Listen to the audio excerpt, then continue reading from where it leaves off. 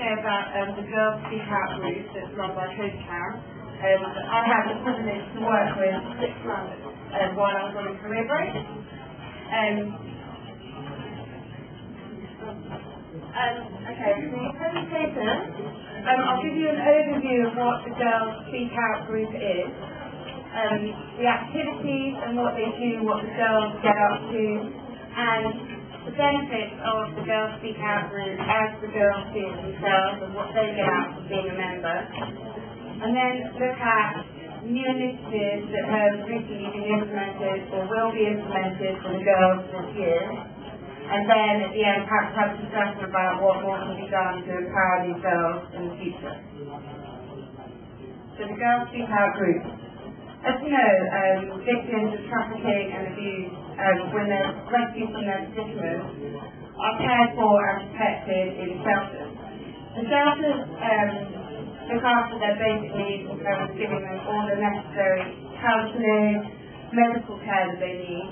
It enables them to go back to school, start off their education again and learn.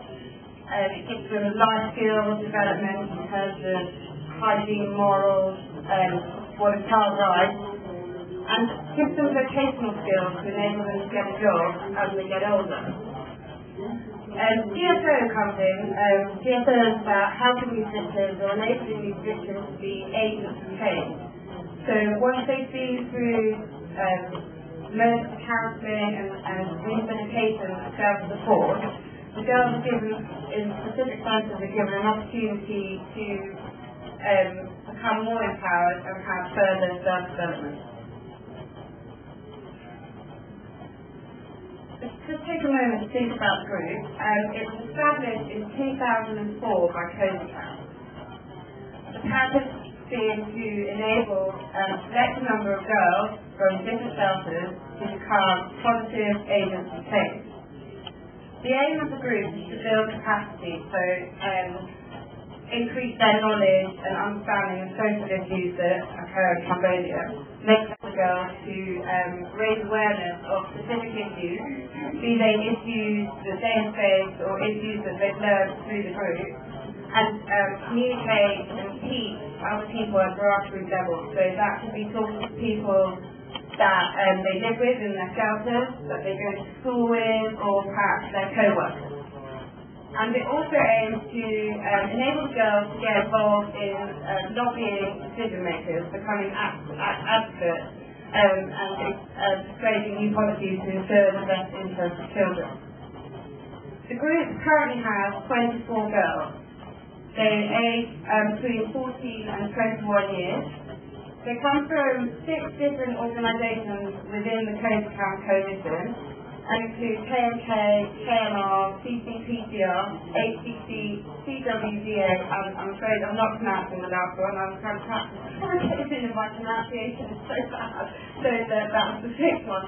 And they come from acquaintances with other girls in similar situations. But they're actually selected by the shelter managers based on their behaviour, how far through they are in their rehabilitation, and how generally they are seen in the shelters that they live in.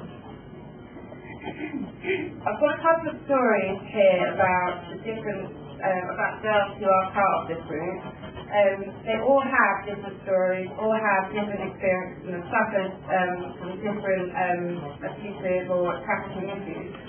But this girl, for example, her family were really poor. Her mother was sick, so her father had to sell the small plot of land that they had to enable her mother to receive medical treatment.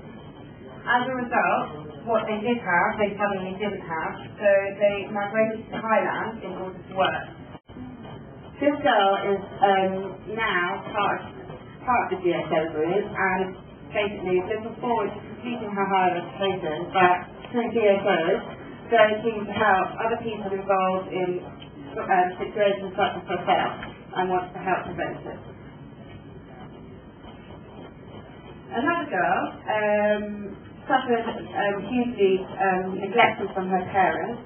Her elder sister was disowned, her brother was killed in an accident, and her youngest sisters were both sold.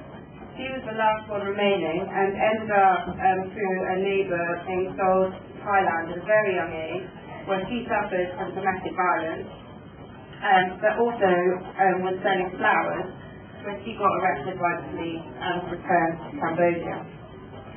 This child first went to jail in 2003. She, in 2006, I think it was, went to live with a foster family, but that didn't work out, so returned back to the shelter in 2007. She then a year or so later joined DSO, and similarly to the other girl, very keen to be involved in social activities related to human trafficking, and in the future wants to be a leader and an interpreter.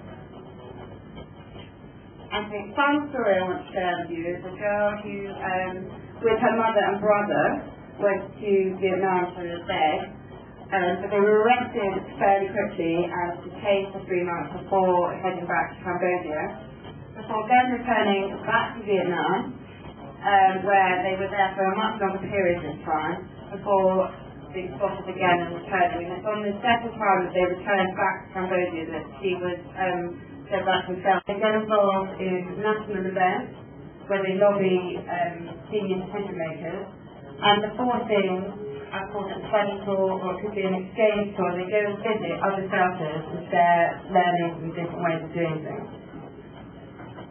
If we take a look at the first one, which is building capacity of girls, they come to Phnom Penh every 6 weeks for the weekend and spend a Sunday as a group with members of COSECAM, setting up quite a lot of things. So it's mainly about building capacity on social issues and building skills, but also they've helped me to write a report, we've done brainstorming sessions, elected a new leader and various other things. But the main two things, building capacity, so last year the girls had specific sessions on a range of topics that included trafficking, migration, domestic violence, avoiding discrimination in the community, so when their rehabilitation process or the rehabilitation is come to an end and they're going to be reintegrated back into the community, it's to help these children understand and avoid being discriminated against.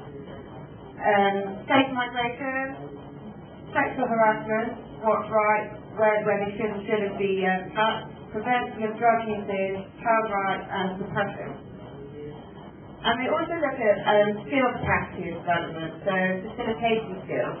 So to help them when they're peer educating to run a session with 10 or 15 girls, different ways of lobbying, and also to understand different counselling methods.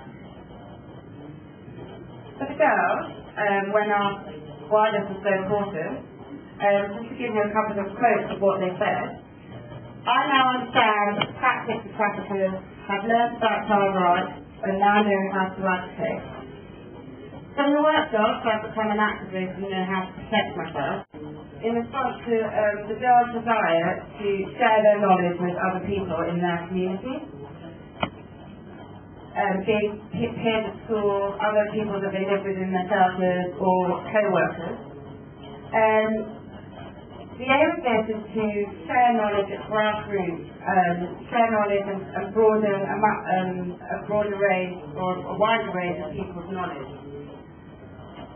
particularly on social issues. So the girls, the girls get a choice of what they want to teach, what they want to share. Some of them will share what they have learned at the Sunday workshops, and others will share based on their personal experience and what they have suffered. And they will use materials that are provided by COSECAM or support and help that's given to them by their caretakers in organising these sessions. Examples of where they've made an impact, another girl knew someone who managed to escape from a brothel and wanted to teach her about safe migration so that she didn't fall into that again. And another one thought about why you wouldn't want to run away from home. Wanted to explain it doesn't matter how bad things are, running away is not necessarily the right answer because you don't know what will happen and you could fall victim to trafficking and exploitation.